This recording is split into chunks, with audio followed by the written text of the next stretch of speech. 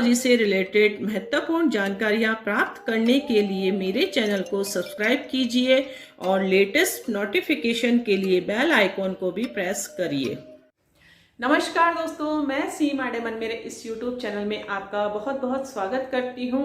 आज हम इस वीडियो के माध्यम से भ्रकु दोष के बारे में पूरी जानकारी प्राप्त करेंगे। दोस्तों, यह कितने प्रकार का होता है, इसे किस प्रकार से हम कुंडली में देखते हैं। जब हम शादी करते हैं तो कुंडली मिलान अवश्य करवाते हैं, लेकिन कई बार ऐसा होता है कि हम सॉफ्टवेयर की मदद से भी कुंडली मिलान कर लेते हैं, जो कि बिल्कुल भी सही नहीं होता है। पिछले कई वीडियो में मैंने बता चुकी हूँ कि आप मैनुअली कुंडली मिलान अवश्य करवाएं। एक अच्छे ज्योतिष के सहारा लेकर ही आप कुंडली मिलान करवाएं, क्योंकि जब हम शादी करते हैं तो यदि परफेक्ट मैचिंग होती है, परफेक्ट कुंडली मिलान होता है, तो वैवाहिक जीवन में कभी भी परेशानी नहीं होगी। और इसके विपरीत यदि कुंडली मिलान सही नहीं है तो फिर वैवाहिक जीवन में बहुत अधिक परेशानी हो जाती है, तलाक जैसी स्थिति उत्पन्न हो जाती है। क्योंकि विवाह हमारे जीवन का एक बहुत ही महत्वपूर्ण निर्णय होता है, जिसे बहुत ही सोच समझ कर लिया जाता है। इसमें बहुत से ऐसे पॉइंट्स होते हैं जो कि मैनुअली ही देखे जाते हैं। सॉफ्टवेयर की मदद से जब हम कुंडली मिलान करते हैं तो कई बार उसमें गलती भी हो जाती है।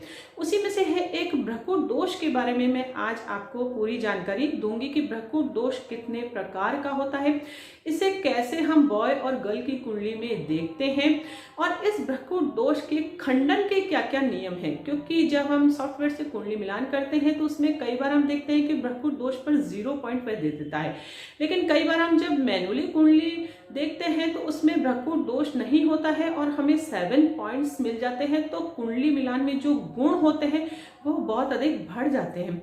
इसलिए इस भ्रकु दोष को समझना भी बहुत अधिक जरूरी है। इसी प्रकार से जैसे मंगल दोष के कैंसिल के नियम होते हैं, तो भ्रकु दोष के कैंसिल के नियम भी होते हैं। इसे भी जानना बहुत अधिक आपको जरूरी है, तभी आप सही से विश्लेषण कर पाएंगे। और जब भी जातक कुंडली मिलान करवाएं तो इन चीजों के ऊपर बिल्कुल ध्यान दें। यदि ज्योतिष आपको मना करता है शादी के लिए तो उस शादी को आप बिल्कुल भी नहीं करें, अन्यथा फिर हमारे जीवन में बहुत अधिक परेशानी हो जाती है। दोस्तों, तो चलिए बिना किसी समय गवाए हम शुरू करते हैं वीडियो। यह कितने प्रकार का होता है, सबसे पहले हम यह जान लेते हैं।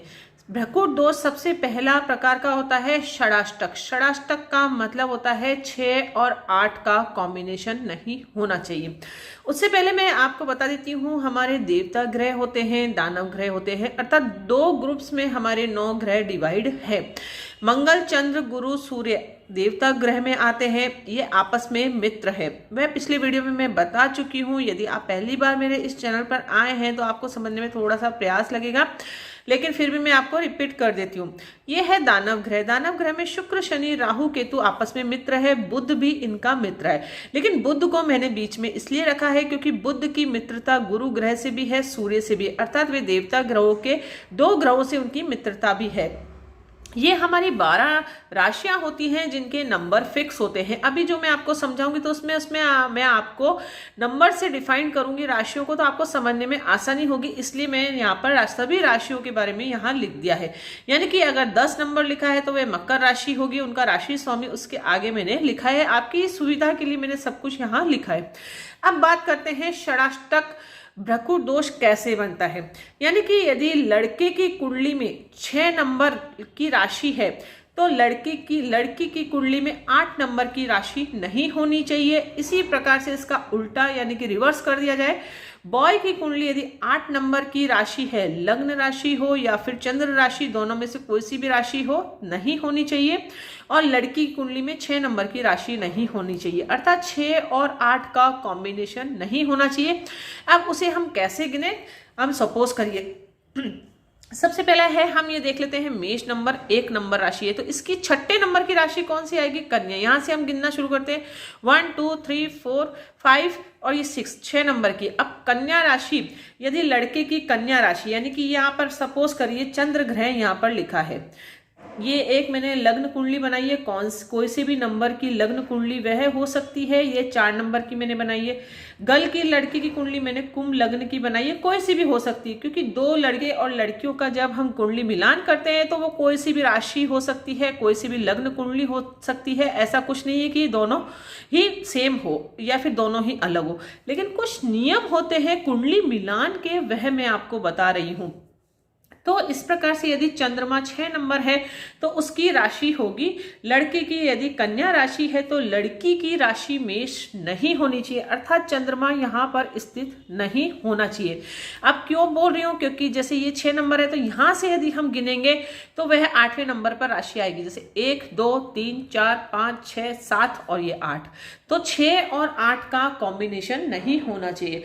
इसी प्रकार से एक एग्जाम्पल लेकर मैं आपको और बता देती हूँ कि जैसे सपोज करिए यदि लड़के की तुला राशि है, चंद्र राशि या फिर लग्न राशि, तो यदि इसकी तुला राशि यानी कि चंद्रमा यहाँ पर स्थित है, सपोज करिए एग्जाम्पल है, षडाष्टक का आपको कैसे कॉम्बिनेशन करना है वह मैं बता रही हूँ। लड़के की तुला राशि है, यहाँ पर ये तुला राशि है, तो लड़की की मीन राशि नहीं होनी चाहिए क्योंकि वह 6 नंबर पर आएगी। गिनिए यहाँ से 1 2 3 4 5 6, यानी कि यहाँ पर चंद्रमा नहीं होना चाहिए, चंद्रमा यहाँ पर लड़की का नहीं होना चाहिए। यदि दोनों कुंडलियां आप सामने रखते हैं, लड़की की यदि तुला राशि है तो उसके 6ठे नंबर की राशि लड़की की नहीं होनी चाहिए। इसी प्रकार से यहाँ से हम गिनेंगे तो 1 2 3 4 5 6 7 8, ये 8 का कॉम्बिनेशन हो जाएगा। तो 6 और 8 का कॉम्बिनेशन नहीं होना चाहिए भ्रकुट दोष, पहले नियम ये कहलाता है। इसके कैंसिल होने के नियम भी मैं आपको बताऊंगी। दूसरे प्रकार का होता है नवम पंचम। नवम पंचम में भी इसी प्रकार से कॉम्बिनेशन हमें देखना है जैसे हमने 6 और 8 का कॉम्बिनेशन देखा है। ये सीरीज मैंने आपको इसीलिए लिख के बताई है, यहीं से आप कॉम्बिनेशन देख सकते हैं कि बहुत प्रकार के कॉम्बिनेशन बन जाएंगे। जैसे कि यदि लड़के की कुंडली 9वें नंबर पर है तो लड़की की कुंडली यानी कि जो चंद्र राशि है वह 5वें नंबर पर नहीं आनी चाहिए, कोई सी भी वह हो सकती है, भाव से मतलब नहीं है, यहाँ पर सिर्फ आपको राशियां देखनी है, वह भी चंद्र राशि। लग्न राशि इतना नहीं देखें, ज्यादातर आप चंद्र राशि पर फोकस करें तो ज्यादा अच्छा रहेगा। और यदि लग्न राशि और चंद्र राशि दोनों ही कॉम्बिनेशन बहुत अधिक गलत है तो फिर वह बिल्कुल आप कैंसिल कर दीजिए, शादी करने से मना करिए। तो नवम पंचम कैसे देखना है, यदि सपोज करिए लड़के की कुंडली सिंह राशि है तो इससे 9वीं राशि कौन सी होगी, 1 2 3 4 5 6 7 8 और 1 9, यानी कि लड़के की यदि सिंह राशि है तो लड़की की मेष राशि नहीं होनी चाहिए। क्यों नहीं होनी चाहिए, यदि लड़की की कुंडली से हम गिने तो ये 5वां भाव होएगा, 1 2 3 4 5, और लड़के की कुंडली से गिने तो लड़की की कुंडली में जो राशि होगी वह 9वें नंबर पर आएगी, क्योंकि ये नवम पंचम का कॉम्बिनेशन हो गया। ये संतान उत्पत्ति में बाधा उत्पन्न करता है यदि यह कॉम्बिनेशन होता है दोनों की कुंडलियों में। तो संतान उत्पत्ति, संतान हानि, संतान से परेशानी या संतान होने में दिक्कत, इस प्रकार से परेशानी उत्पन्न होती है। और षडाष्टक यदि कॉम्बिनेशन हो रहा है तो दोनों में तनाव बहुत अधिक रहेगा, दोनों के विचार नहीं मिलेंगे और स्वास्थ्य हानि भी बहुत अधिक होती है। दूसरे प्रकार का दोष होता है द्वादश 2। द्वादश 2 में क्या होता है, 12 और 2 का कॉम्बिनेशन होता है।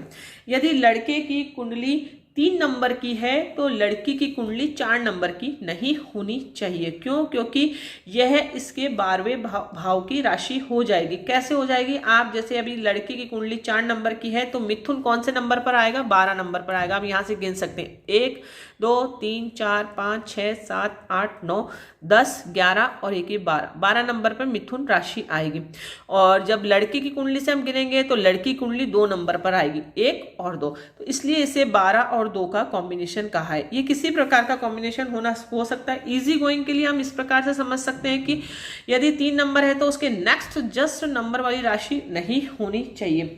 इसी प्रकार से जैसे लड़के की यदि 7 नंबर की राशि है, चंद्र राशि यदि तुला है तो लड़की की 8 नंबर की राशि नहीं होनी चाहिए, वृश्चिक राशि नहीं होनी चाहिए। इस प्रकार से सीक्वेंस में हम देख सकते हैं।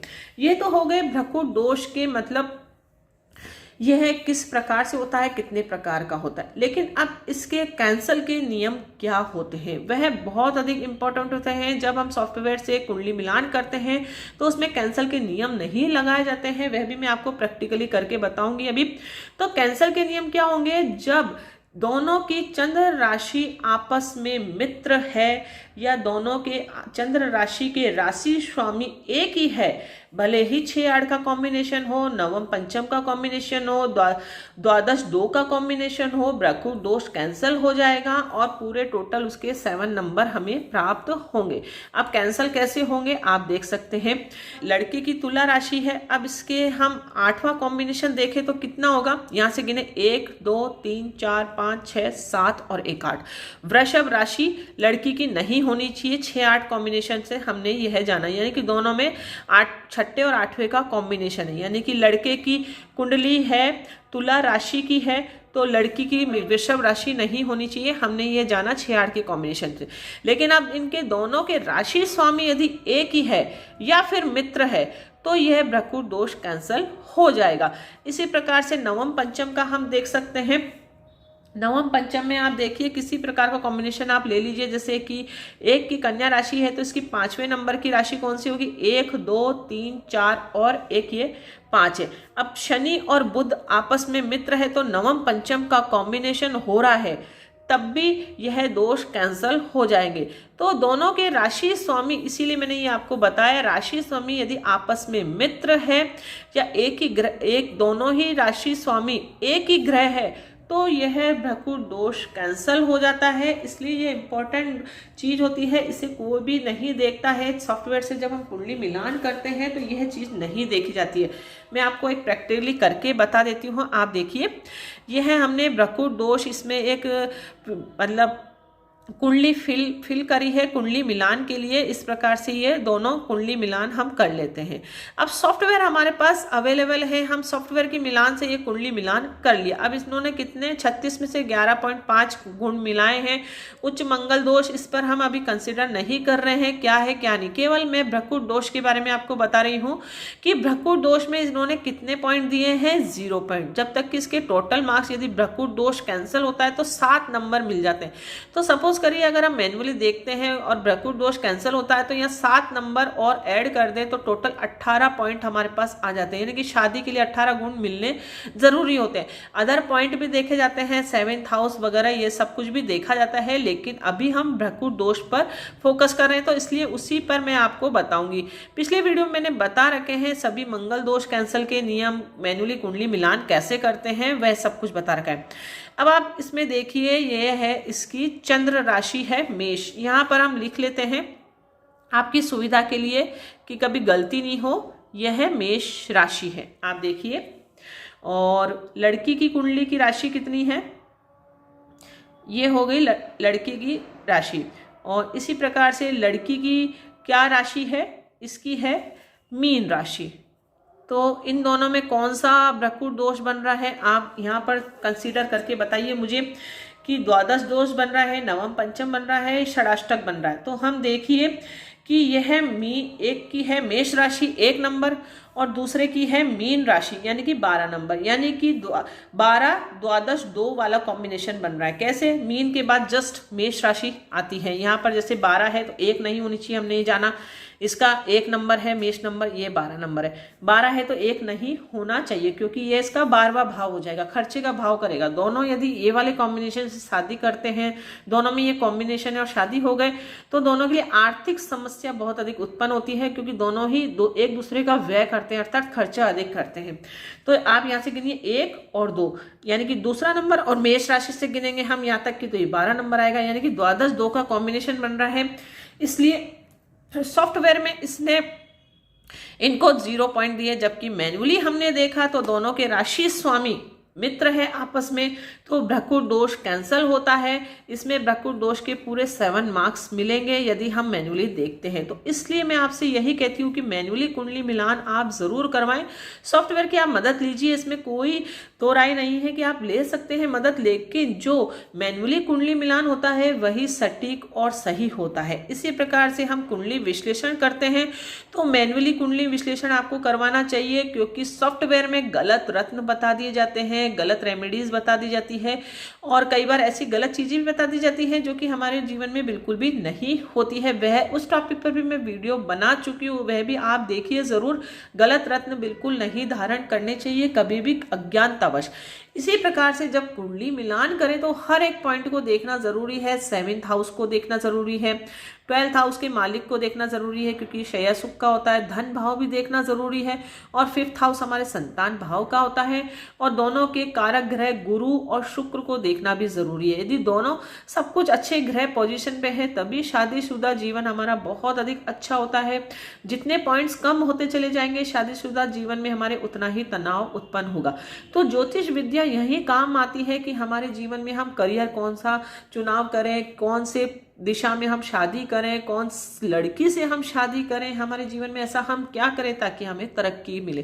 क्योंकि तरक्की हर कोई जीवन में जातक चाहता है, कोई भी ऐसा नहीं चाहता है जातक कि हमारे जीवन में हमें तलाक जैसी स्थिति उत्पन्न हो, कोर्ट कचहरी के चक्कर हमें काटना पड़े। ऐसा कोई भी इच्छा ऐसा नहीं रखते हैं, क्योंकि जब हम शादी करते हैं तो बहुत ही उत्साह से हम शादी करते हैं, पूरी तैयारी के साथ, बहुत अधिक पैसा हम लगाते हैं शादी में, लेकिन जब तलाक होता है तो वही शादी हमारे लिए नर्क साबित होती है। इसलिए छोटी सी रिक्वेस्ट आप सभी से यही है कि इस वीडियो को आप जितना हो सके उतना शेयर करने की कोशिश करें, हो सके यह ज्ञान किसी और के काम में आ सके, दोनों का जो जीवन है वह खराब होने से आप बचा सके। तो वीडियो को ज़्यादा से ज़्यादा शेयर करें और लाइक ज़रूर करें ताकि ये आगे बढ़ पाए, और कमेंट्स के द्वारा मुझे ज़रूर बताएं कि मेरा ये प्रयास आपको कैसा लगा, ये वीडियो आपको पसंद आया नहीं आया। इसमें कोई डाउट है तो वह कमेंट्स के सेक्शन में आप पूछ सकते हैं, उसका जवाब मैं ज़रूर दूंगी। मेरा जहाँ तक ज्ञान था मैंने आपको समझाने का प्रयास करा है। आई होप आपको बहुत अधिक अच्छे से समझ में आया होगा।